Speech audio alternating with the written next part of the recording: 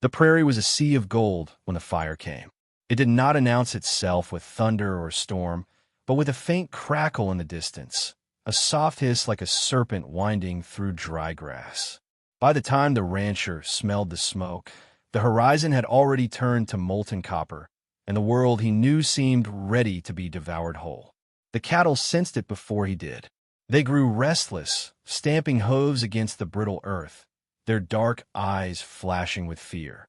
The rancher, a man of few words and fewer companions, saddled his horse with steady hands, though his heart was quickened. He had seen fire before. He had watched neighbors lose barns, seen grasslands charred into black scars that took years to heal. Fire was no stranger to the West, but this one felt different, as if it were born from some ancient anger carried on the wind.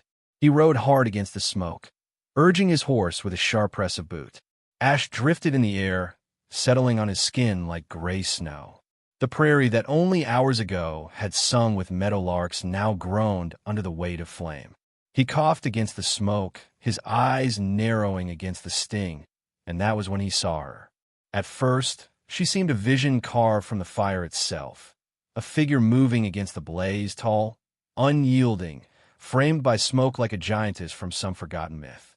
She was carrying 2 wooden buckets sloshing with water, her shoulders squared as if she meant to fight the fire alone. Each step was heavy, but her will was heavier still. The rancher pulled his reins, blinking hard, unsure if she was real or a fever dream born of smoke and heat. But then the flames licked closer, and he heard the sound of her cough, raw and human.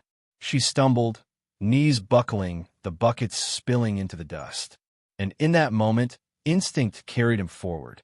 He leapt from the saddle, boots sinking into scorched soil. His hands grasped her arm. It was strong, corded with muscle, yet trembling. She looked down at him, her eyes sharp even through the haze, dark like river stones after rain. He thought for a fleeting moment she might shove him away, insist she did not need his help. But her breath was ragged, her lips cracked, and without another word she collapsed into his arms. The rancher had known many women in passing, most of them fleeting as summer rainstorms. This one was different. She was tall, taller than any man he knew, with shoulders broad enough to carry burdens most men would run from. Yet in his grasp she was fragile as burnt paper, skin hot with smoke and exhaustion. He carried her to his horse, lifted her with a grunt of effort. She was heavy, not from fat, but from the solid strength of one who had worked the land as long as she had lived. He swung into the saddle behind her, holding her steady as he turned the horse away from the blaze. The fire roared like some living beast behind them. He did not look back. By the time they reached the creek near his ranch, dusk had fallen. The world was quiet again, but it was the silence after calamity, heavy and strange. He lowered her from the horse, laying her carefully against the cool bank where the water trickled slow and steady. Her chest rose and fell in labored rhythm, but she lived. Her hair, black as raven feathers, stuck to her face in damp strands. Ash streaked her skin, highlighting the curve of her cheekbones, the firmness of her jaw. She stirred slightly, mumbling words in a tongue he could not understand. He only caught one sound, deep, resonant, carrying the weight of her people's language. The rancher rinsed a cloth in the creek, wiping her brow. His hands, rough from years of work, moved with a gentleness he did not often allow himself. He thought then, strangely, of his late wife, gone these many winters past, and the way she used to hum when he was sick.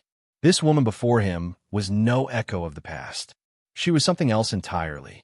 She opened her eyes at last. For a moment they met his, steady and unflinching.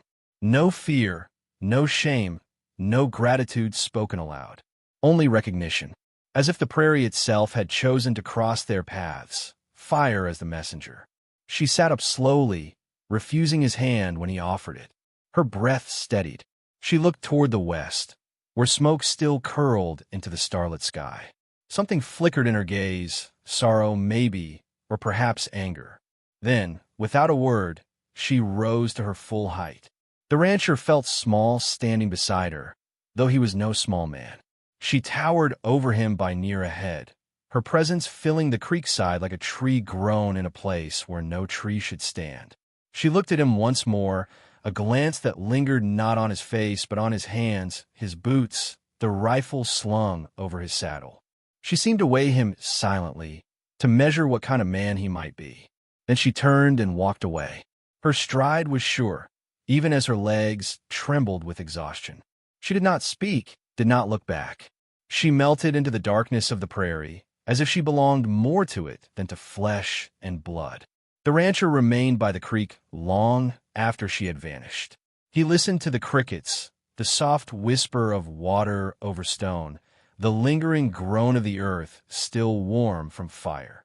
He should have returned to his house, to his cattle, to the life he knew. Instead, he sat there, staring at the horizon where smoke kissed the stars, wondering who she was. He told himself it was the strangeness of the moment, the sheer unlikeliness of finding her there, that unsettled him. That tomorrow he would forget. But the prairie has a memory, and it was not yet finished with him. That night, as he finally rode home, ash drifted on the wind like a snow that burned the skin instead of cooling it. His ranch house, weathered wood and simple stone, stood quiet against the dark. He unsaddled his horse, patted its neck, and tried to still the pounding of his heart. Inside, the fire in his hearth was tame, safe, flickering gently against the walls. He sat before it, staring into the flames, remembering the other fire, the one that had tried to swallow him, the one that had tried to swallow her. He wondered if she had people waiting for her. He wondered if she was safe. Sleep came slow that night, heavy with smoke and shadows. And though he told himself he would never see her again, some quiet corner of his heart whispered otherwise. The prairie dawned in silence after the fire. The grass still smelled of ash, a bitter perfume that clung to the wind, yet the sky was wide and gentle, as if nothing had burned at all. The rancher woke to the restless sound of his cattle lowing near the fence line, their hooves shifting nervously in the dirt. His horse lifted its head when he stepped outside, ears flicking toward the horizon. Something was coming. The rancher had lived long enough on the edges of wilderness to trust such signs. He tightened the rope on his gate, checked the rifle hanging just inside the door, and waited. By mid-morning, the riders appeared. They came as shadows first, dark figures cresting the ridges, moving with the quiet precision of hawks circling prey. Their ponies trotted in perfect rhythm, hooves hardly making a sound against the soil. At their center rode a man whose bearing carried weight even from a distance. His hair was streaked with gray, his shoulders draped in a deerskin cloak embroidered with symbols that whispered of leadership. His eyes were unreadable, sharp as obsidian. The rancher's hand brushed the rifle, but he did not raise it. He knew enough of pride and power to understand what such a gesture would invite. Instead, he stood tall, boots planted firm, waiting as the riders slowed before his yard. The chief dismounted with grace uncommon for his age, his gaze sweeping the ranch, as if weighing the worth of every stone and fence post. Behind him, half a dozen warriors remained on horseback, their expressions carved from stone. The rancher opened his mouth to speak, but the chief was already walking toward him. The silence between them stretched taut, until at last the man spoke. His voice was deep, steady, and carried the authority of one used to being obeyed. "You saved my daughter." The rancher's breath caught. So she was not just a fleeting vision of smoke and fire. She had a name, a family, a people who cared for her. He gave a small nod, unsure of what words could meet such gravity. The chief studied him a moment longer, then lifted a hand. From the ranks of warriors stepped the woman herself. She looked different in daylight, no longer shadowed by firelight. Her hair, long and black, was braided with strips of leather. Her eyes were clearer now, though still heavy with weariness. She stood taller than most men, her frame a tower of strength, yet there was something guarded in the way she held herself, as if expecting judgment. The rancher felt again that strange stir in his chest, the recognition of a soul who did not fit neatly into the world. The chief spoke once more. "You saved her. Now you must keep her."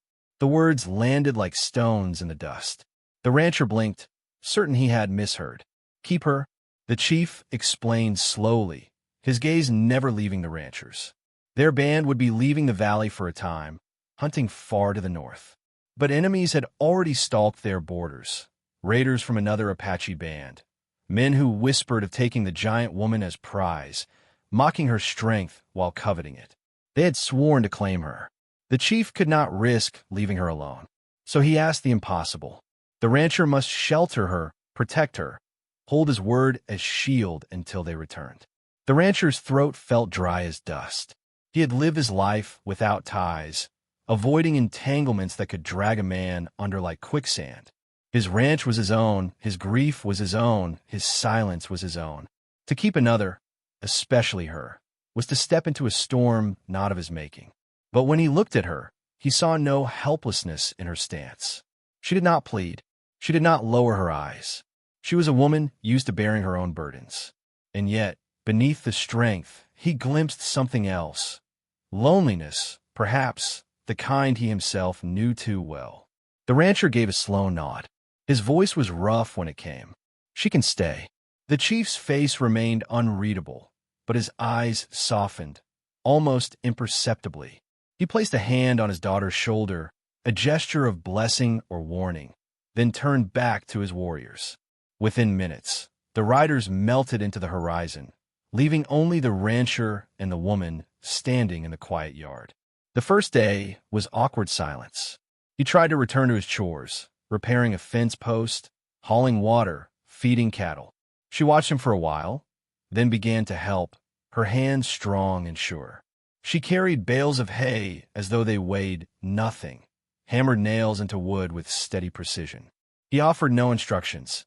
She simply saw what needed doing and did it. By evening, they shared a meal of beans and cornbread.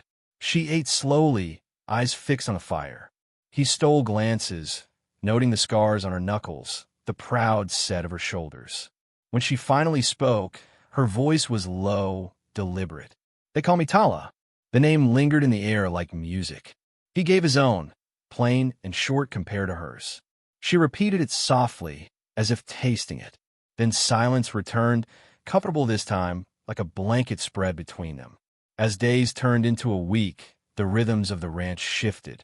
Together, they mended the barn roof, her height making ladders almost unnecessary. Together, they herded stray cattle, her whistle sharp and commanding. At night, he showed her how to brew coffee strong enough to cut the chill, and she taught him words in Apache for the stars above. Slowly, walls began to crack. One evening by the corral, she spoke of her past, how settlers stared and whispered when she walked through town, how men who once courted her shrank away when they realized she stood taller, stronger, braver, how even in her tribe, some called her cursed, too large to be cherished, too strange to belong. Her voice did not tremble. It was steady, but quiet, like a wound that had long since scarred yet never stopped aching. The rancher listened without interruption. His own scars echoed hers, the wife he had buried, the years he had spent in solitude, the weight of always being too much for some and not enough for others. In her, he saw a mirror of his own exile. The prairie itself seemed to notice their growing bond. The wind carried a softer hum. The evenings stretched longer with the glow of their shared fire. Still, danger lingered like a shadow at the edge of vision.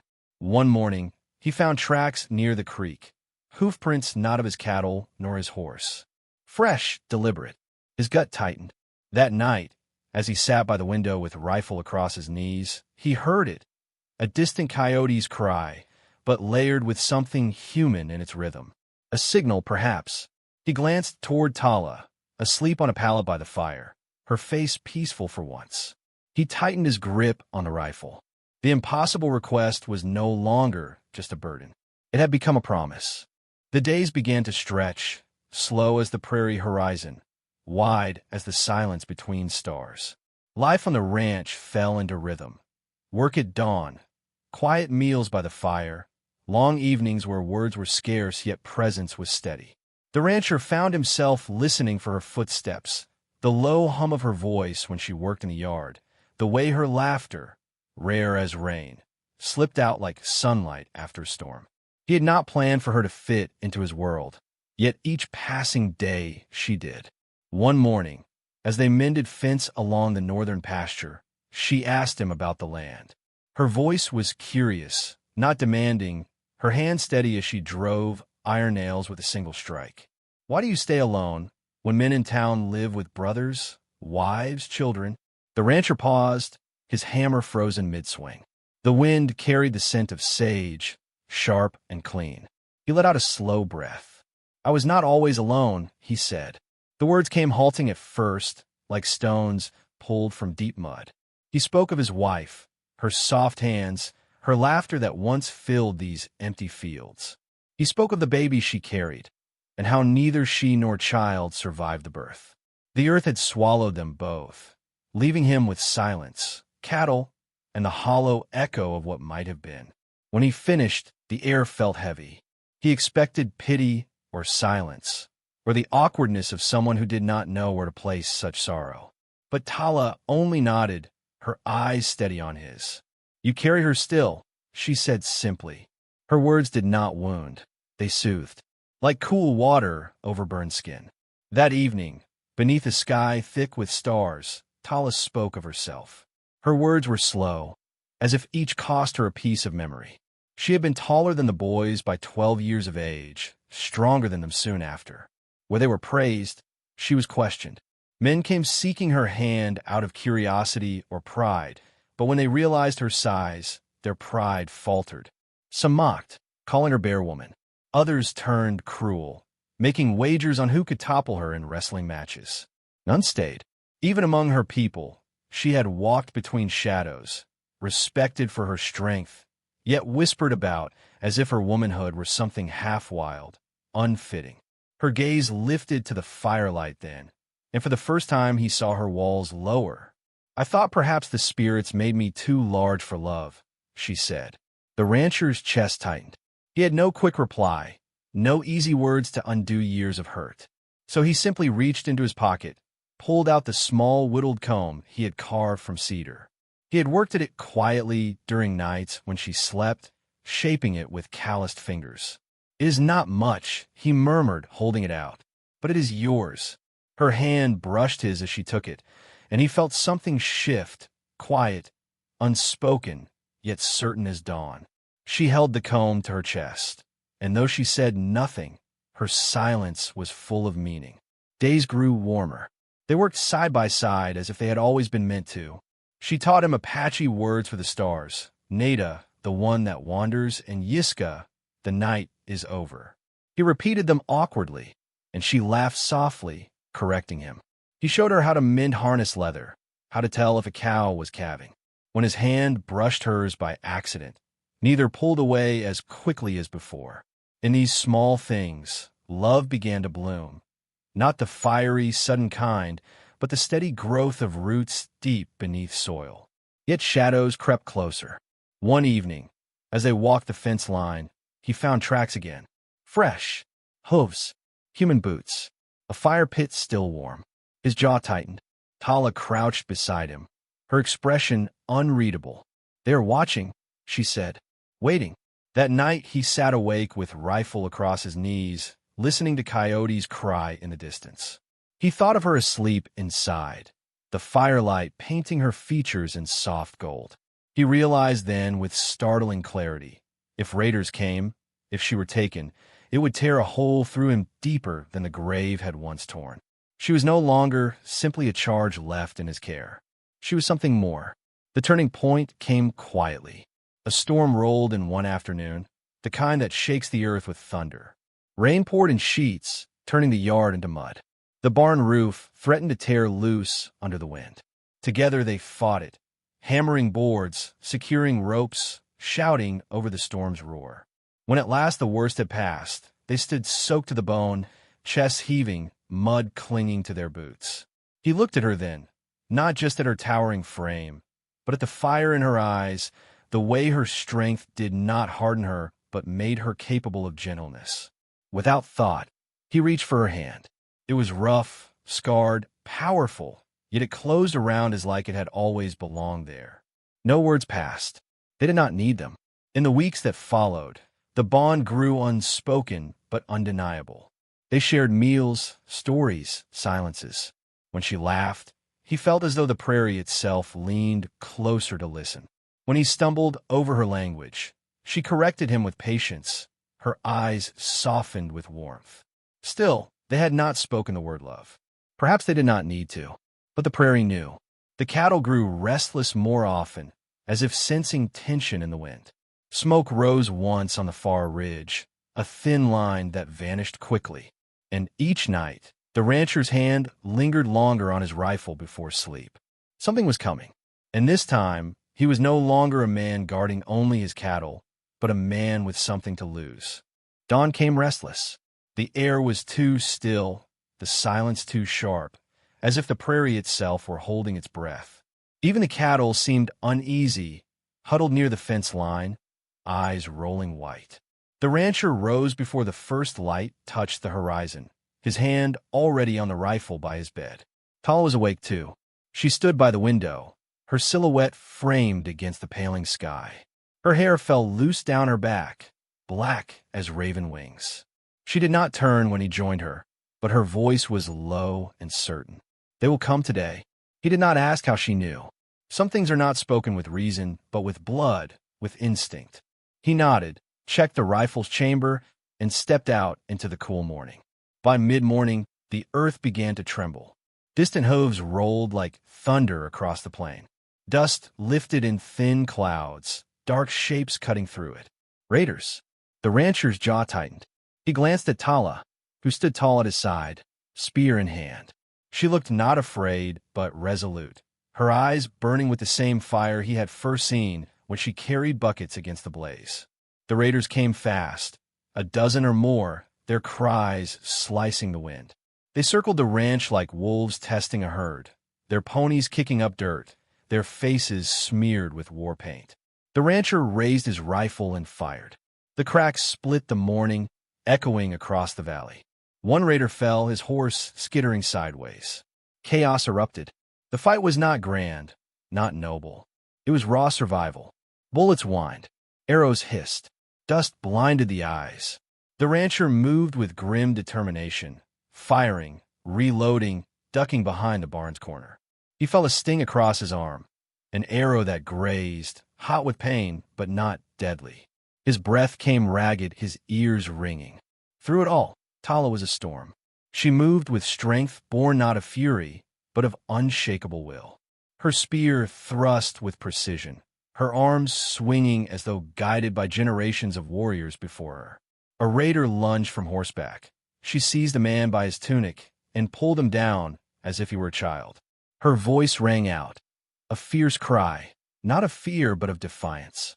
The rancher had thought himself her protector, but in that moment, it was she who shielded him. The tide turned, then faltered. Out of the dust, one raider broke through. His blade flashed, his horse charging straight for the rancher. The rancher lifted his rifle, but the shot misfired. Empty chamber. He fumbled, heart hammering, certain the end had come. But Tala was already moving. She hurled herself between him and the rider. The blade found her shoulder, slicing deep. Her cry cut through the roar of hooves, raw and pained. She staggered but did not fall. Her spear drove upward, striking the raider clean from his saddle. Blood darkened her tunic, soaking down her arm. The rancher caught her as she swayed. His heart breaking at the sight of her strength bled into weakness. "Stay with me," he whispered hoarsely. Her eyes met his, steady even in pain. "I will not leave you." The sound of more hooves thundered then, but not raiders. From the northern ridge, figures appeared. Apache warriors returning, their chief at their head. The raiders, already bloodied and broken, faltered under the sudden tide. Panic took them, and they fled, vanishing into the dust as quickly as they had come. Silence fell. Only the moan of the wounded earth remained. The chief dismounted, his cloak rippling in the wind. His gaze swept the yard. The fallen raiders, the bullet holes in the barn, his daughter bleeding in the arms of the rancher. He approached slowly, eyes sharp, unreadable. The rancher braced himself for judgment, for blame. But when the chief reached them, he placed a hand upon Tala's uninjured shoulder and spoke in a voice low with pride. You stood as warrior, as daughter of our people. Then his gaze shifted to the rancher. And you, white man of the cattle, stood as shield when you could have fled. For that, you have my respect. The rancher bowed his head, words lodged in his throat. Respect was a gift heavier than gold. Tala's wound was bound, her strength slowly returning. She sat in the shade of the barn while her father's men tended the dead and the ground that bore them. The rancher knelt beside her, his hand never leaving hers. When the chief at last prepared to depart, he looked down at his daughter. The choice is yours, Tala. Come with us, or stay where your spirit leads. The rancher's chest tightened. He had no right to ask her to remain. No promise of comfort, no fine house, no easy life. Only himself, scarred, stubborn, weathered as old wood. Tala looked between them, then at the wide sweep of prairie stretching endless around. Her eyes softened, and she spoke with quiet certainty. My spirit is already here. The chief studied her a long moment, then nodded once. A rare smile ghosted across his weathered face. He turned, mounted his horse, and with his men rode into the distance, leaving behind silence and sky. That night, as the stars wheeled overhead, the rancher and Tala sat by the fire. The yard smelled of blood and smoke, yet also of fresh earth where the rain had washed it clean. She leaned against him, her head resting near his shoulder. He felt the weight of her strength, not crushing but grounding. He placed a hand over hers, and in that small touch was everything unspoken. Love was not sudden lightning, he realized. It was steady flame, not the blaze that consumes, but the fire that warms a cold house, the ember that refuses to die even in the wind. The prairie would carry their story, as it carried all things, through dust, through wind, through time itself. And perhaps someday, when the land had changed and new hands tilled the soil, someone would still speak of the rancher and the giant woman who had stood together when the world burned. And so, my friends, the tale of the rancher and Tala reminds us that love is not about the size of one's body, but the size of one's courage. That strength is not only in the arm that swings, but in the heart that stays. That even in a land of fire and dust, two souls can find shelter in one another. If this story touched you, let your heart be known. Like, share, and subscribe, so more voices may hear these Wild West tales carried on the wind. And tell me, from where in this wide, wide world are you listening tonight? But for now, they had only each other, and that was enough.